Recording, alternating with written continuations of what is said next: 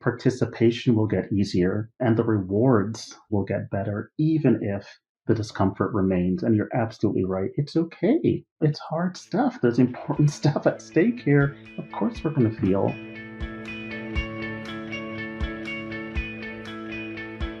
Welcome, everyone. I am so excited to be here today with Andrew Grant Thomas. Andrew, welcome to What the Fundraising. Thank you, Mallory. Good to be here. So why don't we start with you just introducing yourself, telling everyone a little bit about your work and what brings you to our conversation today. Yes, well, I am the co-founder and co-director of a national nonprofit called EmbraceRace. We are trying to bring resources and community to parents, to educators, to other caregivers, to children, so that those children can be thoughtful, informed, and brave about race, which we think is hugely important, not only for individuals and families, but ultimately for communities and the country as a whole. And what brings me to the conversation, I think the way you approach this issue of fundraising is super, super interesting. And we, of course, have a mutual now friend and colleague who was a previous guest on your show and recommended me. Yeah, and I am really excited to speak with you about your experience in fundraising and fundraising, particularly around the work that you're doing and how that has shifted over the last few years and what you're hoping for or looking at for the future. And I think there's some interesting similarities between the work that you do in terms of helping people be brave, talking about hard things, and the way I try to think about those same constructs when it comes to talking bravely and vulnerably about fundraising and money. And so I'm wondering, could we talk just for a moment about when you think about bravery in your work and when you're helping families and kids be brave, what are some of the pillars of that?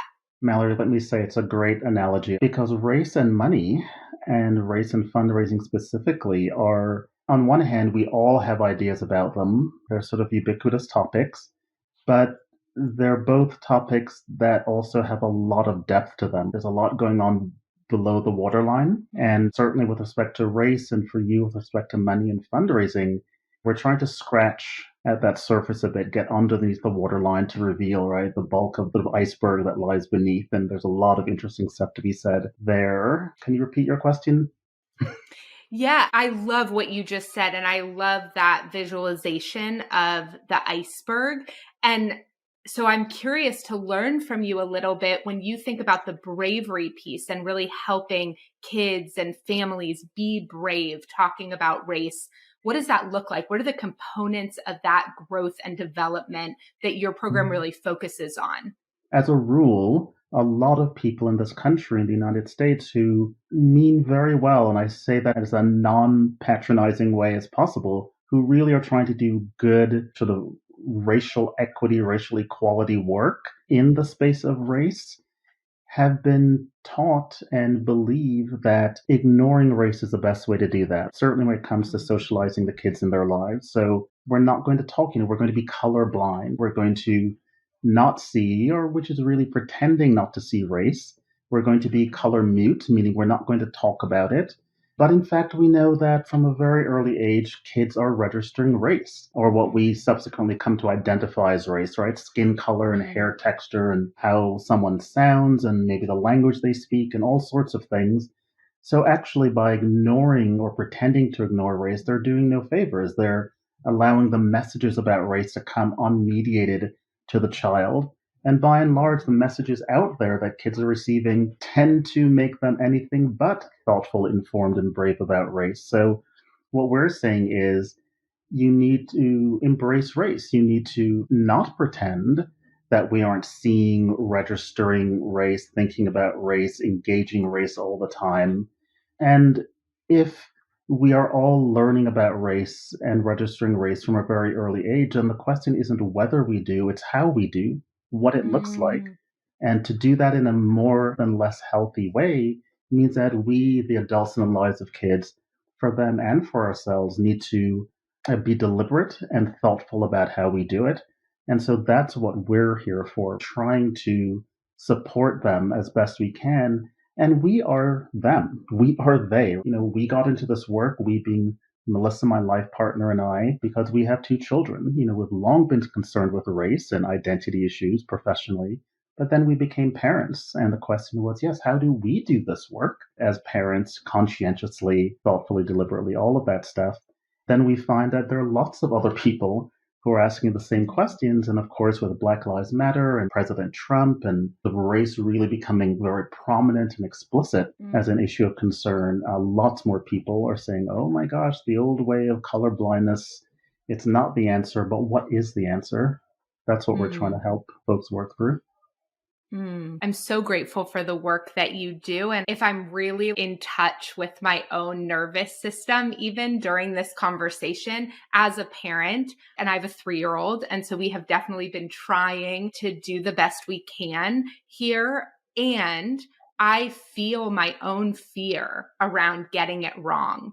And I feel like that is also this parallel, perhaps, that we share in our work of asking people to be brave, inviting them in to be brave, and knowing that in doing that, in stepping closer and closer to that line, they're going to feel perhaps in their bodies and in their head this resistance, or hear this narrative that you're going to get this wrong and then you're going to get called out, and then you're actually much more at risk for doing it that way than just maybe pretending that we're colorblind, or pretending, in my case, that everything's okay. And so I'm curious, how do you think through helping people move through the resistance that they might feel? I love how at the beginning you talked about the difference between sort of intention and impact. And I hear a lot around the fact that leaders say they want change, or that they're going to change these things, but then when push comes to shove, they don't do the things that are actually going to create change. And I think particularly in the DEI space, in the equity and justice space, there's rightly so a lot of frustration here. The difference between like lip service and what's actually happening. And I think some of that is performative activism and all of those things. And I think some of it might be that in their head, they do want to do those things. But as they get closer and closer to doing them, they feel this level of resistance and this other narrative that they were not prepared for. And it sidetracks them. And it's not that in the beginning, when they were saying they wanted to do those things, they were faking it or lying, or they really did believe, I'm going to be this kind of leader. I'm going to make this kind of change. I'm going to address these issues in my organization. But they were not prepared for was how uncomfortable it was going to get. What do you think about that? Yeah, I mean, this issue of resistance, and again, for your space, of money, I mean, just think about how difficult it is to talk about money and to wrap our heads around money and all it implies, or what it's thought to imply. I mean, again, there's I think, a really good analogy there with the race. I think there are lots of things going on with the resistance to talking about race. We've been taught so many things. Unless we excavate the teaching, we can't appreciate just how deep it goes, or even that we know it. So on the issue of race, I think we've been taught that, first of all, to be biased, and that's usually what we reduce it to, right? Issues of bias. If you are biased, so first we have this word racist. If you have racial bias, then you're a racist.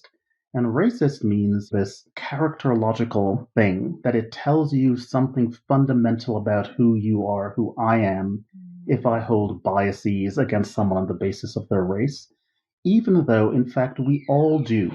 Or at least that is the default position, because we have been steeped in biases and stereotypes and etc. about each other, again, from the womb and perhaps before that. So that's one thing I would love for us to divest ourselves of, this idea that if you have a bias, or if you act in a biased way, that tells you something fundamental about yourself, something unchanging and eternal and sort of primal about you. It doesn't. I think what we're responsible for is less sort of the default kind of social conditioning that we've received on race, on gender, on any number of things, about money, for that matter, about ideas of deservingness, and fairness. I mean, all these sort of deep things. I think we're less responsible for the default conditioning and more responsible for, let's be honest and face the truth about that. Let's be honest and face the truth not only about the effect on our own thinking and behavior of this default conditioning, but on what that means, again, for us as a collective of people, of community, of society, because the implications go far beyond you, Mallory, as an individual walking through the world, or me as an individual walking through the world. It shapes how do we think about criminal justice? How do we think about healthcare? How do we think about who deserves what in this country? What do we even identify as a problem? Is the fact that in 48 states in this country, prisoners, most of whom are US citizens, cannot vote. Is that a problem? Does it concern us or not? If it does, what kind of possible solutions do we think are possible to that problem?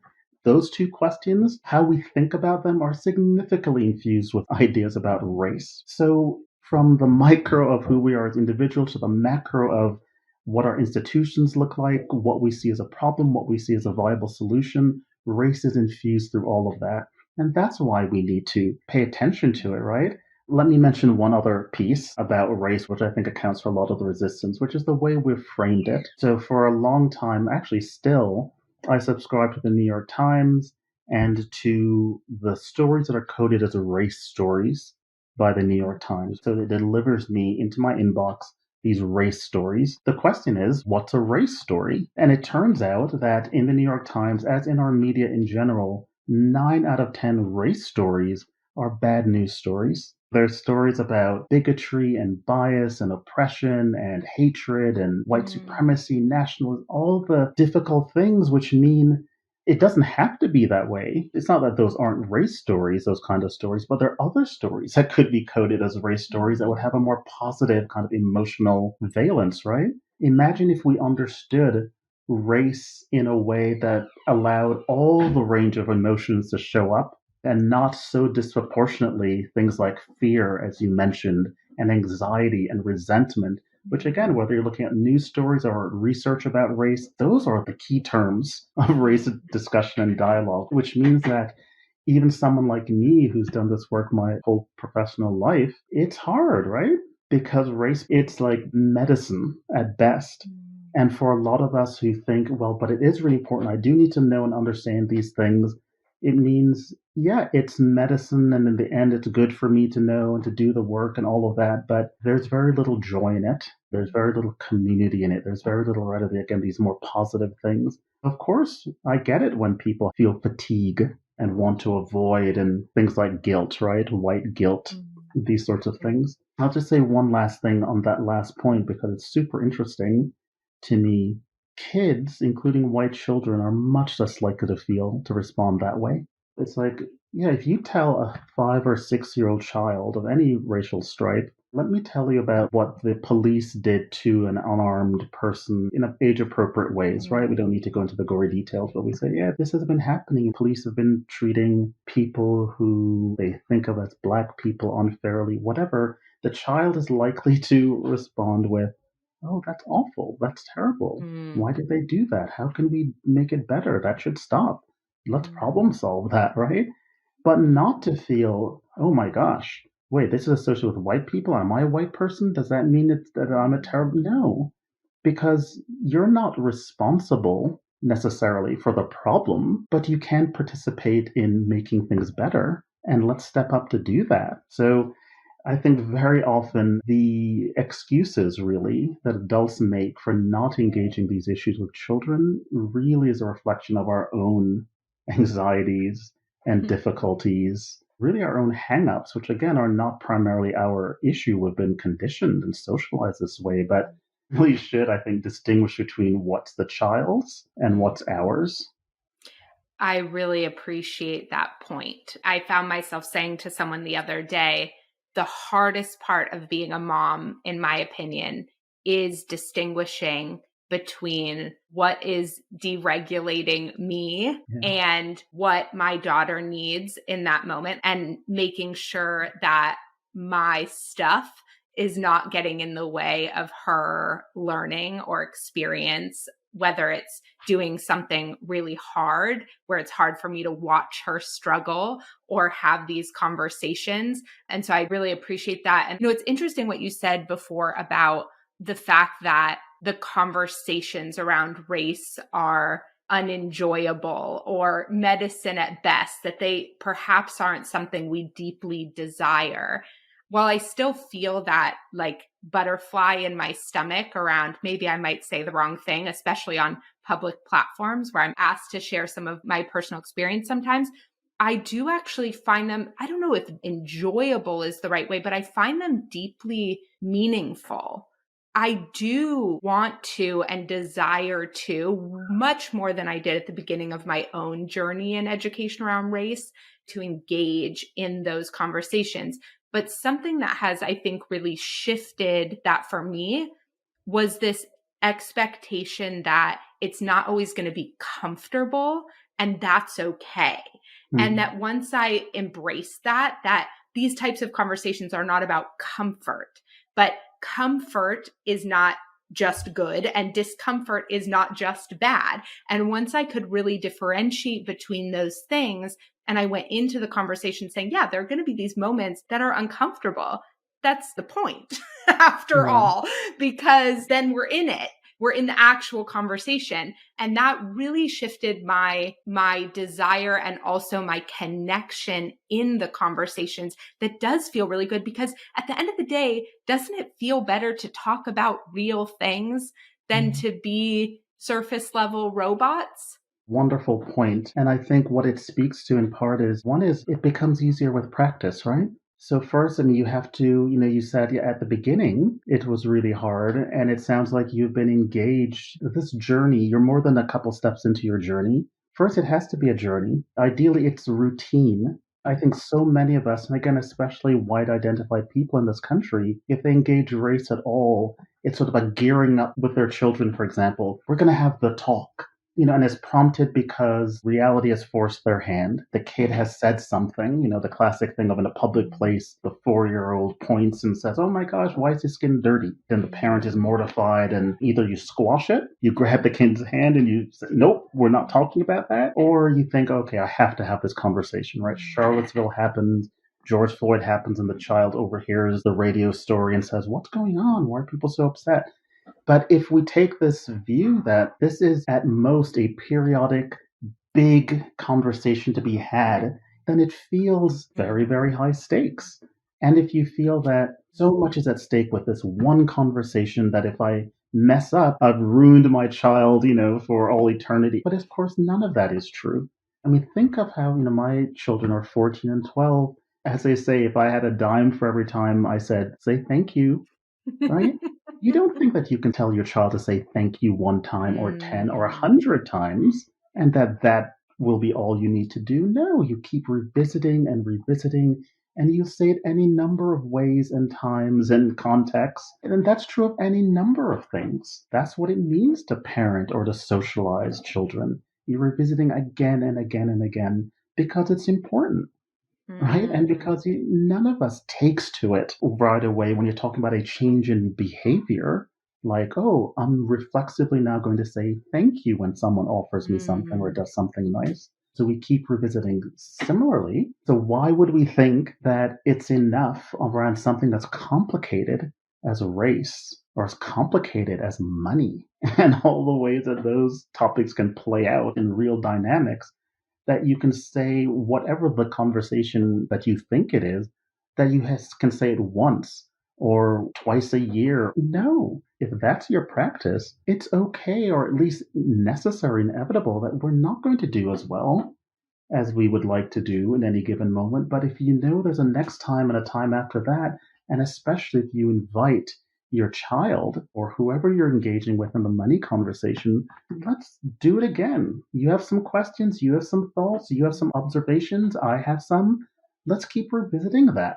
And it's not only a matter of course, you're going to revisit and revisit. It's that, of course, in the case of a parent and child, the child in particular, but probably both of you, change. The conversation, what your child is ready for at 3, is going to be very different, of course, than what she's ready for at 7 and then at 11 and then at 18, etc. So, of course, the conversation needs to move accordingly, and you will change too. As much as you know and are thoughtful about fundraising and money, you will be even more so or differently so in 5 years.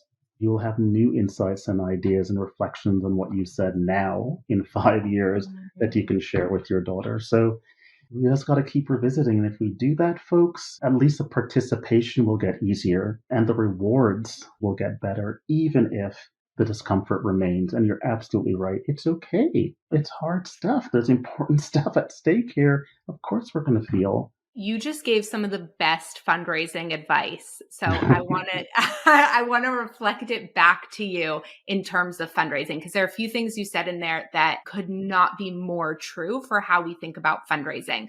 So that first piece around repetition, I think is so important that as fundraisers absorb a ton of content about how to do things, tons of free webinars, reading blogs, nothing replaces. And I love this about your framework too, because you have information and bravery. And what was the third piece of it? Thoughtfulness, yeah. Being Thoughtfulness. thoughtful. Okay. So I love that because for me, you can learn all of the fundraising things, but nothing replaces that practice, that repetition, having the words come out of your mouth, doing it again. That is just such good advice. The second piece there is around how big things feel when they are few and far between. So when fundraisers send out one fundraising campaign a year or one particular email around something, or they email one corporate sponsor for this, I think there's so much power in volume Mm, because it builds our muscle in doing it and it reduces our obsession over each action. So if mm, you know you're ultimately going to send out 10 emails about this thing, I think our fear around each email is actually slightly decreased because we do break that this is my one shot to get it right because yeah. that is such a dangerous belief. And so I love, love, love that advice, especially for nonprofits who are trying to figure out different ways of being visible. I have found this to be really true with video too. I remember a friend asking me, how do you always go put a reel on Instagram or something? You just click the camera and you go and you make mistakes and you don't edit it and you just throw it up there. And I said, yeah, the first one was really scary.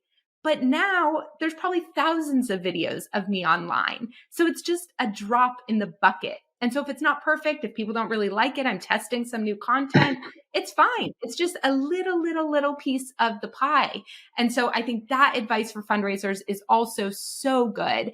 And there was another thing that you said that I loved, which was about the assumptions that we make based on history and Mm, not giving ourselves time to grow and change with people and in ourselves. And I think this is such an important point for fundraising too, in our relationships with funders and in our relationship with our own fundraising selves, that we're allowed to change and a funder is allowed to change. And I see those assumptions hold people back. They said no last year, so they're going to say no this year. Why? There's 12 months of new data between that moment and this moment. mm, That person is different. The organization is different. The company is different. We have no idea that they're going to do the same thing. And mm, likewise for the future, that just because someone was aligned in one moment doesn't mean that they're always going to be aligned in the future. And the more open conversations we can have, the more we can calibrate with our partners, yeah. I think is just so important, and that we give ourselves permission as nonprofits too to grow and change, to say, hey, we were going in that direction because we thought that was the best route to do blank. And over the last 12 months, we have learned X, Y, and Z, and we're making a pivot. And here's where we're going to start to focus because we're aligned on X, Y, and Z. We would love for you to make that pivot with us and give you all the information around why we're making this change. But we also understand if you want to find another organization doing blank, but that's not the right move for us at this time. And so just those pieces, I just had to double click on them and reframe them from a fundraising perspective because they are so important and wonderful. Thank you, Mallory. And I actually want to pick up on, especially on this last point that you made, that the idea of a no in the fundraising context is actually almost always so much scarier than the reality of no. And the same is true in the race piece. It's like, oh, yeah, if I say something wrong, let's say in a group there's a conversation about race, and if I think, oh, I'm gearing up for this one thing and I'm going to open my mouth, or I want to open my mouth, and somehow what I say will sort of pull back the veil on who I am, and that's going to be horrible if I just mess up because, gosh, I'm not a racist. I'm a good person. I mean well, but I could make a mistake. I could be misinterpreted. This is where the bravery comes in the first instance. It is scary, and people may judge you, but you're going to keep showing up. Over time, through those 10 emails, not just one, through those many interactions with my colleague at work or participating in this group that's talking about difficult topics of race or whatever else, they're going to see 10 versions of me over these next 10 meetings, and it's going to be okay. Sometimes we mess up. If you speak to your funder and the funder says no, you'll be okay. You will survive that. And if someone is upset at you for something you said in a race related conversation, you will survive that too. And in all likelihood, the relationship doesn't end and you can rejoin the conversation. And it's okay with your colleague or your friend or your neighbor, your family member, your child to say, you know what, that last conversation we had, I feel I didn't articulate what I really wanted to say. And I've given it some thought. It's a little bit embarrassing that I said that. I think it did reveal something, about the way I've been thinking about this issue. And I want to do better. I want to do better. I've learned something. I want to do better. I've been reading a little bit. I wonder if you could help, whatever it is. If we thought about more about, again, not who we are or perceived to be, but what is the journey? What is the direction we're moving in? How can we do better? Maya Angelou said, when we know better, do better. That's it, man. That is a guidance for life.